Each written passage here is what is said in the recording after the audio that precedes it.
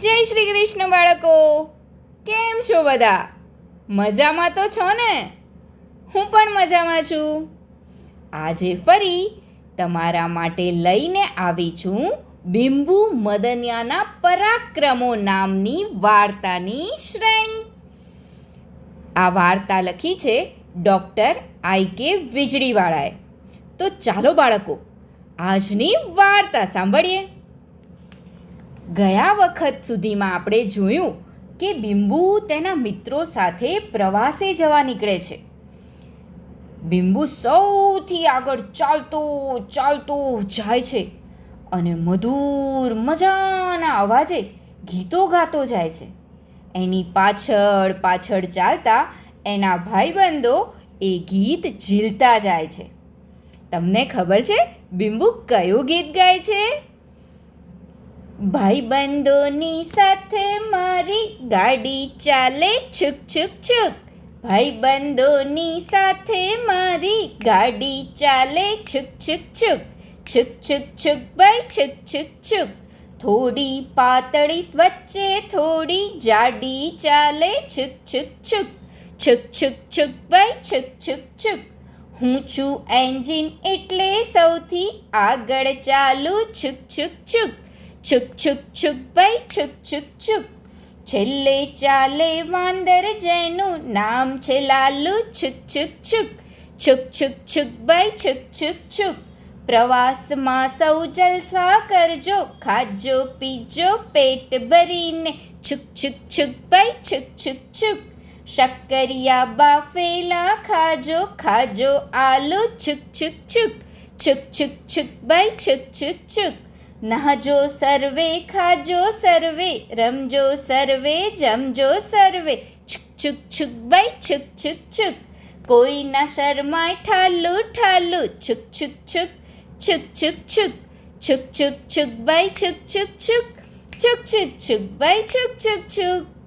બસ એ તો ગાતો જાય ને ઢોલતો જાય, ઢોલતો જાય ને ગાતો જાય ને ધમ ધમ ધમ ધમ ચાલતો જાય.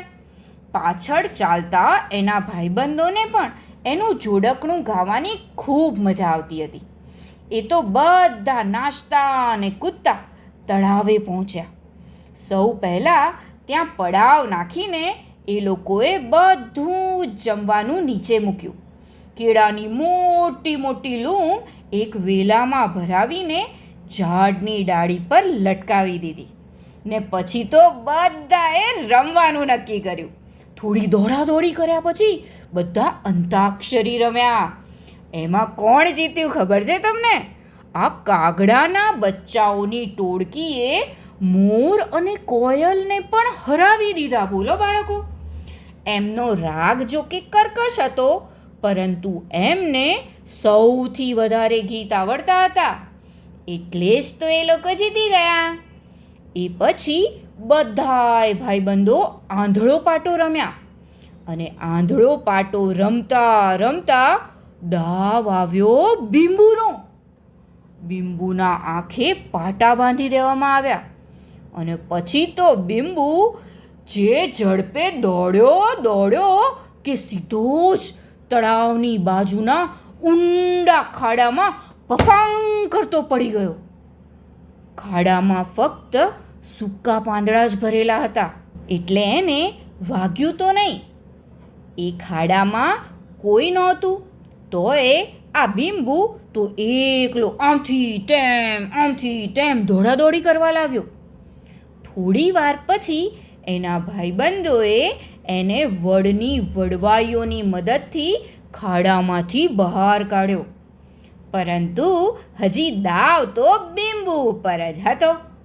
એટલે ફરીથી આંખે પાટા બાંધીને બિંબુ તો દોડ્યો. એવો દોડ્યો કે કાળી ખિસકોલી, પેલી કચકચની સાહુડી અને લીલા લોંકડી એની અડફેટે આવતા આવતા જરાક કેતા રહી ગયા. એને આમ બેફામ દોડતો જોઈને બધાને હવે બીક લાગતી હતી. બિંબુ જે રીતે દોડતો હતો એને હવે અટકાવવો પડશે એવું બધાને લાગવા લાગ્યું. એટલે બધાએ એક સાથે બૂમ પાડી, બીંબુ હવે આંખેથી પાટો કાઢી નાખ, બીંબુ હવે બસ જમવાનો સમય થઈ ગયો છે, બીંબુ આવી જા. હે, જમવાનો સમય થઈ ગયો? બીંબુએ તો પોતાની સૂંઢ વડે આંખેથી પાટો કાઢતા કાઢતા જ પૂછી કાઢ્યું, પણ એક જ શરતે હું જમવા તૈયાર થઈશ, બોલો એ શરત તમે કબૂલ કરશો કે નહીં? બધા વિચારમાં પડી ગયા. આ બીંબુ એવી તો કઈ શરત મૂકશે? અને જો કોઈ એવી શરત હોય કે જે પૂરી જ ના થાય તો શું કરવું? આવું વિચારી કોઈ ભાઈબંધ કાંઈ બોલ્યું નહીં. એટલે બીંબુ ફરી બોલ્યો, બોલો બીજી વાર કહું છું, છે મંજૂર? જલ્દી બોલો, નહીંતર હું ફરીથી આંખે પાટો બાંધીને તમને અડકવા આવીશ. હો, એટલે જ કહું છું, જલ્દી મંજૂર કરી દો. પણ અરે બીંબુ, તારી શરત શું છે એ કહે તો ખરા પહેલા. એના વિના કેમ ખબર પડે કે અમારે હા પાડવી કે ના પાડવી? ના, તમે બસ જલ્દી હા બોલો એટલે હા બોલો. હા હા માનીશું, ચાલ જલ્દી તારી શરત કહી જ દે હવે. બધા જ એનાથી કંટાળ્યા હતા અને પાછા ડરતા પણ હતા કે જો ફરી એ આંધળા પાટાનો દાવ લેશે અને બેફામ દોડશે તો આપણું તો આઈ જ બન્યું. એટલે બીંબુ બોલ્યો, મારી શરત છે, મારી શરત છે. અરે જલ્દી બોલને બીંબુ, મને બહુ જ ભૂખ લાગી છે.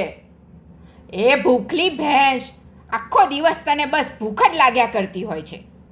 મારી શરત છે કે સંતાકલો દાવ રમીને પછી જમવું છે. બોલો હવે રાખવું પડશે મંજૂર, હે ને છે ને મંજૂર? ત્યાં તો ભૂખલી ભેંસ કંટાળીને બોલી, અરે બીંબુ, આવી તે શરત હોતી હશે ક્યાંય? કેટલી બધી ભૂખ લાગી છે અને તું હજી રમવાનું કહે છે? આવું તો કાંઈ હોય? તારા પ્રવાસને બદલે જો હું ચરવા જતી રહી હોત તો પણ એક બારો ઘાસ તો અત્યાર સુધીમાં મેં ચરી જ લીધું હોત. ત્યાં તો બીજા બધાએ પણ ફરિયાદ કરી, હા બીંબુ હા, ભૂખલી ભેંસની વાત સાચી છે. હવે બધાને ભૂખ લાગી છે અને તું રમવાનું લંબાવતો જ જાય છે. પણ જન્મદિવસ કોનો છે? બોલો, મારો છે કે નહીં? તારો તો છે જન્મદિવસ. તો પછી આજે તમારે કોનું માનવાનું હોય? તારું જ તો માનવાનું હોય. તો પછી ચાલો રમવા માંડો. પછી તો ભૂખલી ભેંસે જોરથી બૂમ પાડીને કહ્યું, અરે બીંબુ, હવે મને ચક્કર આવે છે, ચક્કર. ચારે તરફ લીલું છમ ઘાસ છે અને હું રમું છું, એ જ નવાઈની વાત છે. તું હવે ના પાડે કે હા પાડે, પણ હું રમવાની નથી, ભલે રહ્યો તારો જન્મદિવસ. અને પછી તો ભૂખલી ભેંસ દોડતી જઈને ખાવા ઉપર તૂટી પડી. બીંબુ તો આ સાંભળી ચૂપ થઈ ગયો. ભૂખલી ભેંસને જોવા જ લાગ્યો ટગર ટગર. એને થયું કે જો બધા જ આવું કહેશે તો મારા જન્મદિવસની મજા મરી જશે. એટલે એણે નમતું જોખ્યું, ભલે ભલે ભાઈબંધો અને બહેનપણીઓ, ભૂખલીની ભૂખ જોઈને હું મારી જીદ પડતી મૂકું છું. હવે આપણે જમ્યા પછી જ સંતાકલો દાવ રમીશું, બરાબર? બરાબર બરાબર, બધા એકી અવાજે બોલીને ખુશ ખુશ થઈ ગયા. અને પછી તો બધા જ જમવા માટે તૈયાર થઈ ગયા. બીજા બધા તૈયારી કરે ત્યાં સુધીમાં તો ભૂખલી ભેંસે 3 પૂળા ઘાસ ખાઈ લીધું હતું, ઝટપટ ઝટપટ ઝટપટ ઝટપટ.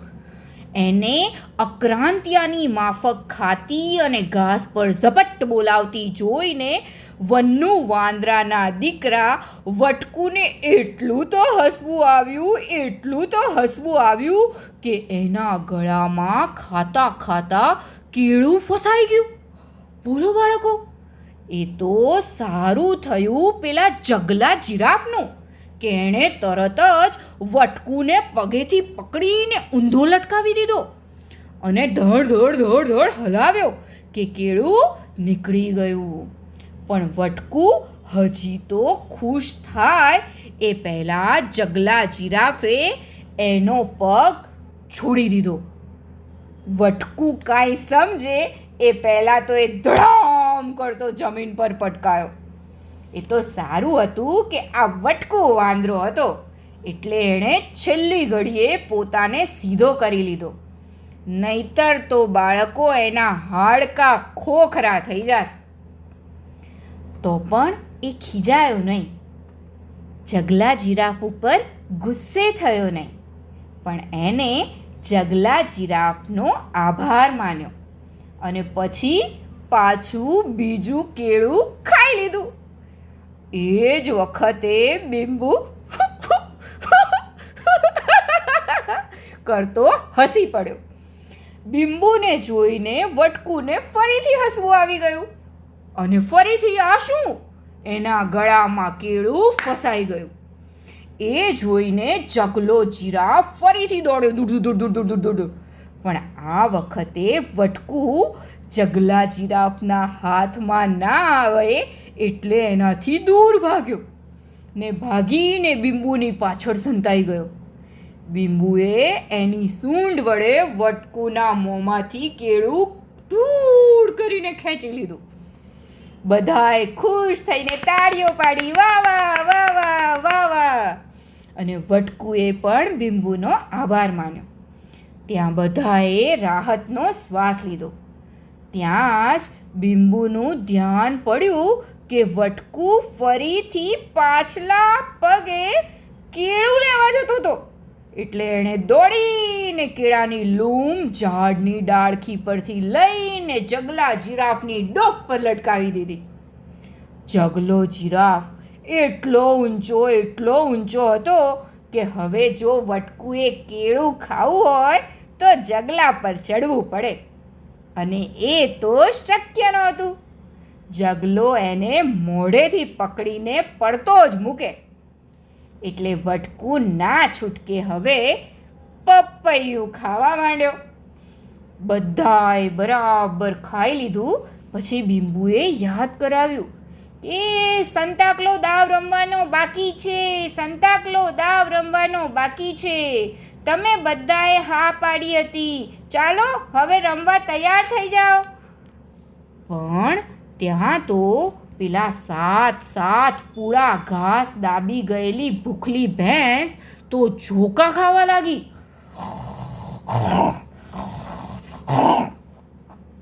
એ બોલી, આપણે બધાએ આટલું બધું ખાધું છે તો હવે ઘડીક સૂઈ જઈએ તો જ મજા આવે. જુઓ ને, મને તો ઝોકા આવવા માંડ્યા છે. અરે ઝોકા શું મારા તો. અને ફરી ઝોકા ખાવા માંડી. આ સાંભળી જગલા જીરાફે કહ્યું, પણ ભૂખલી, એ તો તને ઝોકા આવે છે, અમને તો નથી આવતા. ત્યાં બીંબુ બોલ્યો, અમને તો રમવા દે, તારે તો અમને પણ સુવડાવી દેવા લાગે છે. એક કામ કર, તું સૂઈ જા, પણ અમે તો રમીશું. ને પછી તો દૂર બેઠેલા પોતાના ભાઈબંધોને સાદ પાડતા બીંબુએ કહ્યું, ચાલો ચાલો બધા, સંતાકલો દાવ શરૂ થાય છે. અને બધા દોડતા આવી ગયા. પણ પેલી ભૂખલી તો ઘસઘસાટ સૂઈ ગઈ. ને પછી બધાએ સંતાકલો દાવ રમવાનું શરૂ કર્યું.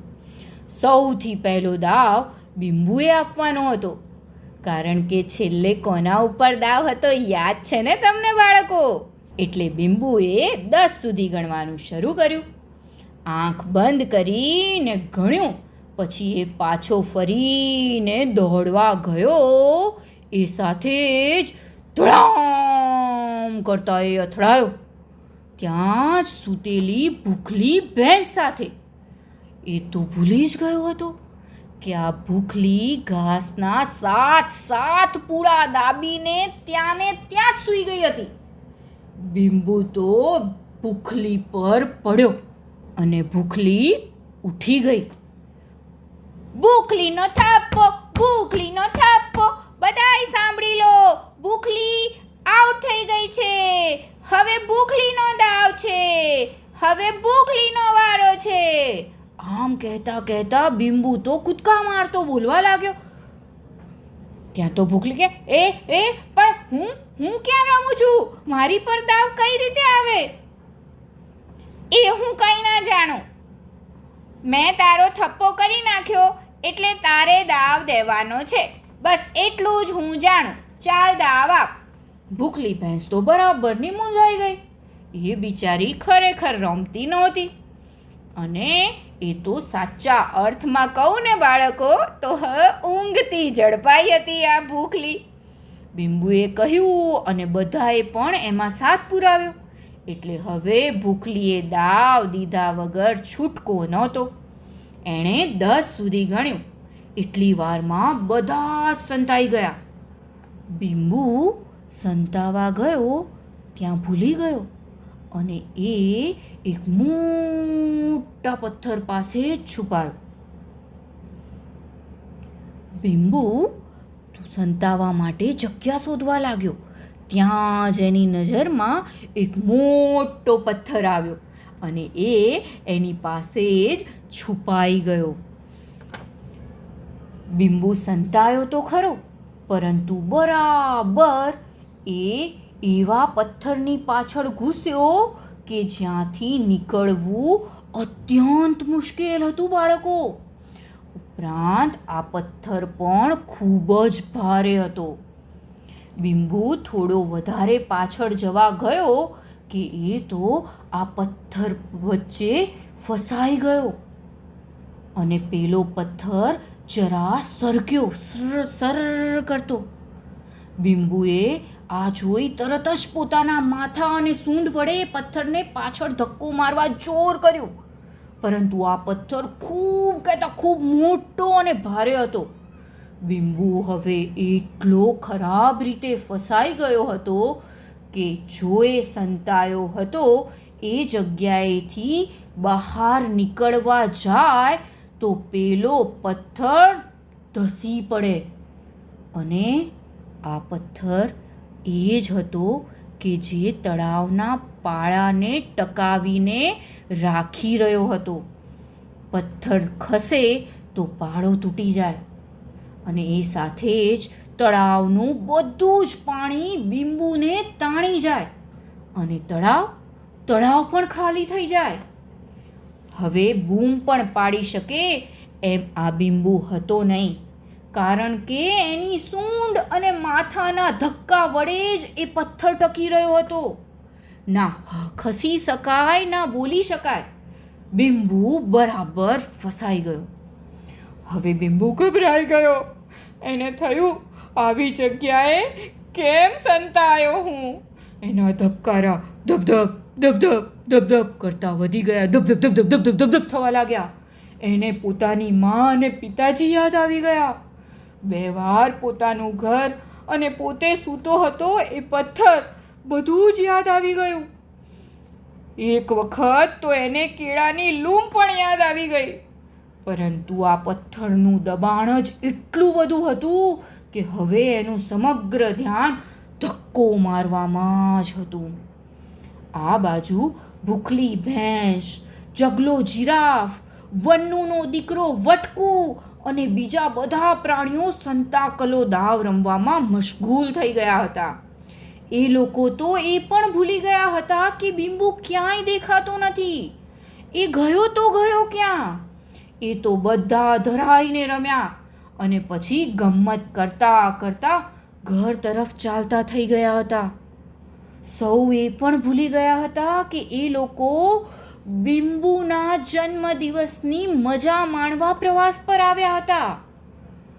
બધા જ રમતા કૂદતા પોતપોતાના ઘરે જતા રહ્યા અને બિંબુ અહીંયા બધાથી સાવ અળગો, એકલો પેલા પથ્થર પાછળ સલવાઈને તળાવના પાળાની પાછળ ફસાઈ ગયો હતો.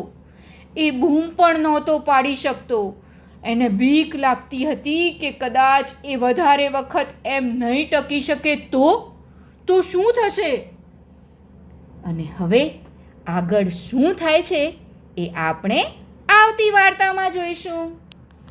વાર્તા થઈ ગઈ પૂરી, બાળકોને મજા પડી. ચાલો જઈએ પોડી, નિંદર આવી પહોંચી. કાલે મળીશું ફરી, વાર્તા લઈને નવી. તો ચાલો બાળકો, આજનું ઉખાણું સાંભળીએ. લુચ્ચાનો સરદાર ને પાખંડનો છે પીર, જનાવરનો જમાદાર ને શિકારે શૂરવીર. તો બોલો બોલો બાળકો, કોણ છું હું? આ ઉખાણાનો જવાબ તમે મને જરૂરથી મોકલાવજો. હું તમારા જવાબની રાહ જોઈશ. આવજો બાળકો.